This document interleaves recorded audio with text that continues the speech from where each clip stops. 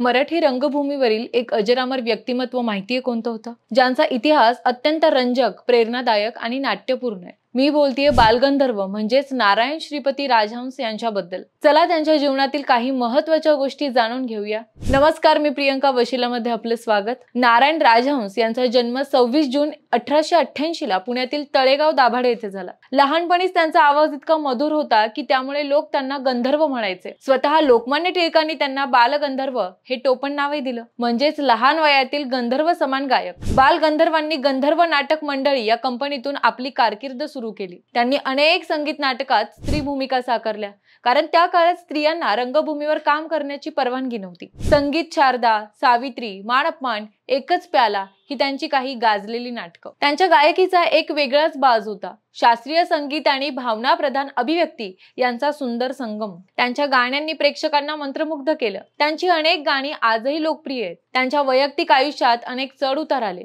त्यांनी एका तमिळ अभिनेत्री गौहरबाई सोबत विवाह केला होता, ज्यामुळे सामाजिक विरोध झाला। नाटक कंपनी आर्थिक अडचणीत आली आणि अखेर बंद पडली।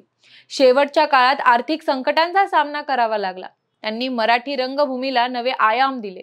त्यांच्यावर आधारित बालगंधर्व हा चित्रपट 2011 मध्ये प्रदर्शित झाला, ज्यात सुबोध भावे यांनी त्यांची भूमिका साकारली आहे। पुण्यातील बालगंधर्व रंगमंदिर हे त्यांचे नाव घेऊन उभारले गेले। बालगंधर्व हे केवळ गायक किंवा नट नव्हते, ते एक युग होते, जिथे रंगभूमी आणि संगीत यांचा सोनेरी संगम घडला। कसा वाटला हा व्हिडिओ आम्हाला कमेंट बॉक्समध्ये जरूर कळवा आणि अशाच नवनवीन व्हिडिओसाठी वशिला पेजला फॉलो करा आणि आमच्या YouTube चॅनलला सबस्क्राइब करा।